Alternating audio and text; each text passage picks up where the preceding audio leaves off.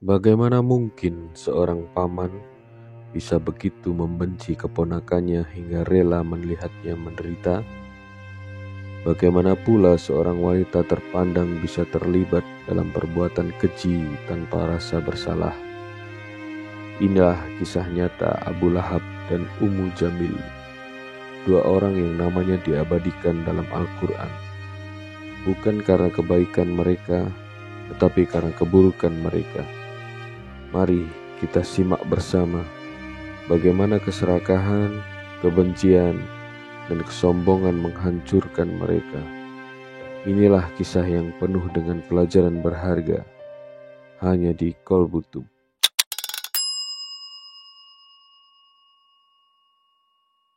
Abu Lahab bukanlah orang asing bagi Nabi Muhammad SAW. Dia adalah paman Nabi yang namanya Abdul Uzza bin Abdul Muttalib, menunjukkan keterikatan pada penyembahan berhala. Hubungan darah ini seharusnya bisa menjadi jembatan untuk kebaikan, tapi justru menjadi sumber permusuhan yang mendalam.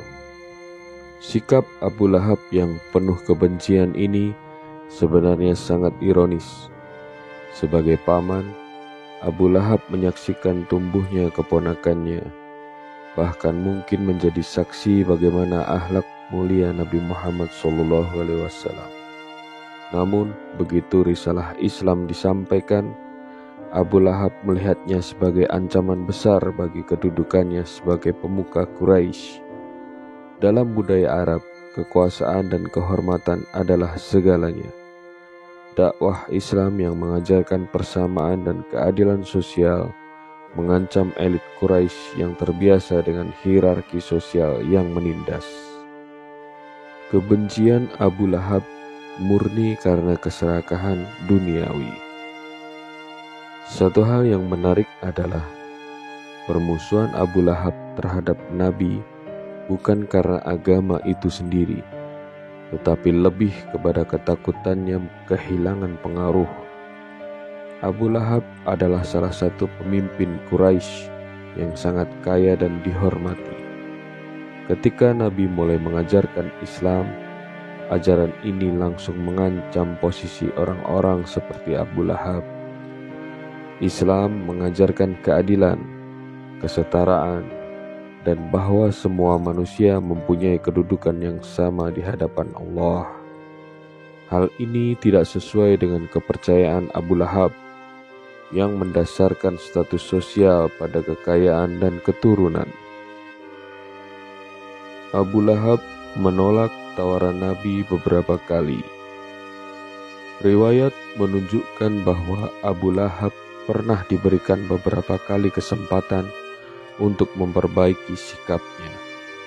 Nabi SAW sebagai sosok yang penuh kasih sayang sering mencoba mendakwahkan kebenaran Islam dengan cara yang lembut, bahkan kepada orang yang memusuhinya. Namun setiap kali Nabi Muhammad SAW berusaha mendekati Abu Lahab, dia selalu menolak dengan kebencian yang semakin menjadi-jadi. Abu Lahab mendukung rencana pembunuhan Nabi. Salah satu peristiwa Abu Lahab yang paling terkenal adalah ketika dia terlibat dalam perencanaan untuk membunuh Nabi Muhammad SAW. Abu Lahab tidak hanya mendukung secara moral, tetapi juga secara finansial bagi mereka yang ingin mengakhiri dakwah Islam. Pada peristiwa hijrah, ketika Nabi berencana hijrah ke Madinah, kaum Quraisy termasuk Abu Lahab merencanakan pembunuhan beliau dengan cara membagi tugas di antara para pemuka Quraisy. Mereka berencana untuk menyerang Nabi secara serentak sehingga darahnya akan tersebar di antara berbagai suku, dan keluarga Nabi tidak akan bisa membalas dendam.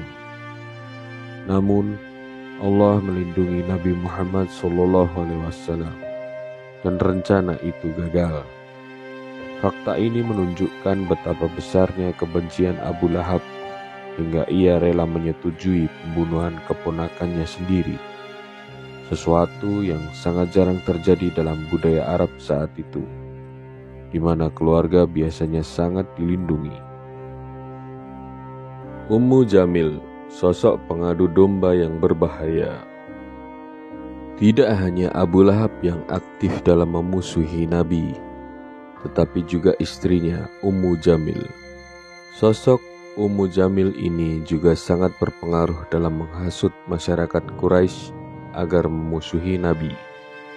Dalam budaya Arab saat itu, para wanita juga memainkan peran penting, terutama dalam menjaga kehormatan keluarga dan menyebarkan kabar di kalangan masyarakat.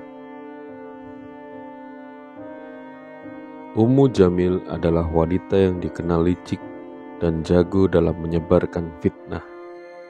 Setiap kali ada kesempatan, dia akan memprovokasi orang-orang dengan berita yang dibuat-buat agar semakin banyak orang Quraisy yang menentang Nabi dan Islam. Bahkan Ummu Jamil tidak segan-segan menaburkan duri di jalan yang sering dilalui Nabi Muhammad SAW sebagai bentuk nyata dari kebenciannya. Bisa dibayangkan, seorang wanita yang seharusnya berperan lembut sebagai ibu rumah tangga justru sibuk merencanakan tindakan jahat terhadap seseorang yang tidak pernah menyakitinya. Ummu Jamil diabadikan dalam surah Al-Masad. Ummu Jamil disebut sebagai pembawa kayu bakar dalam surah Al-Masad. Para ulama memberikan beberapa penafsiran mengenai surah ini. Ada yang mengatakan bahwa ini adalah kiasan bagi perannya dalam menyebarkan fitnah dan keburukan di antara masyarakat Quraisy.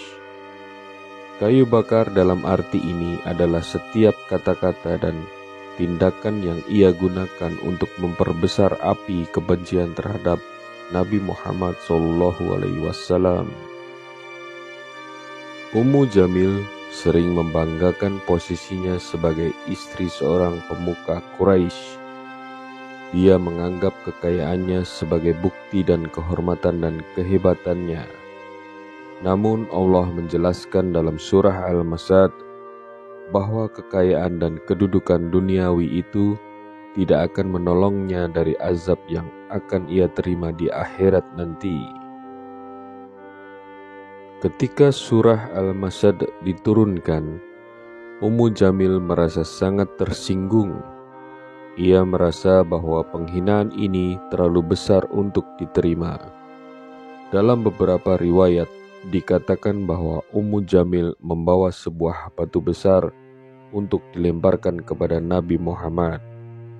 Dia begitu marah dan ingin langsung menyerang beliau.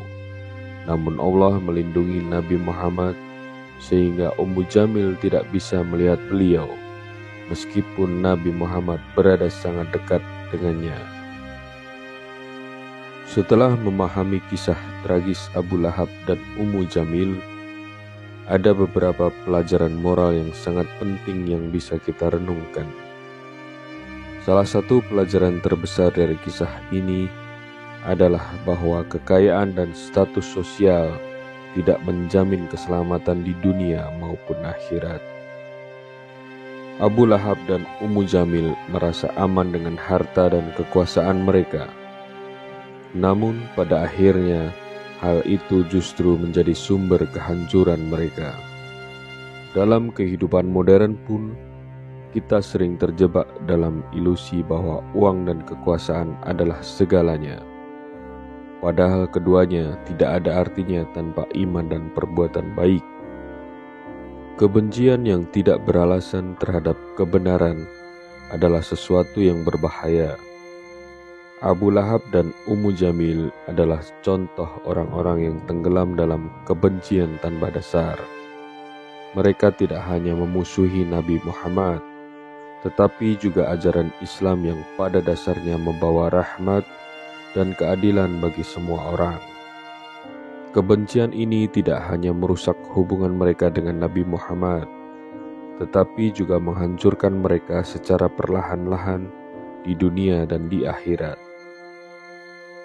Ummu Jamil adalah contoh dari orang yang senang menebar fitnah dan mengadu domba. Kita bisa melihat bahwa fitnah itu pada akhirnya menghancurkan pelakunya sendiri. Allah menggambarkan Ummu Jamil sebagai pembawa kayu bakar, simbol dari bagaimana dia memicu api yang akan membakar dirinya sendiri. Ini adalah pelajaran bagi kita semua untuk berhati-hati dalam perkataan dan perbuatan, agar tidak terjerumus dalam dosa fitnah.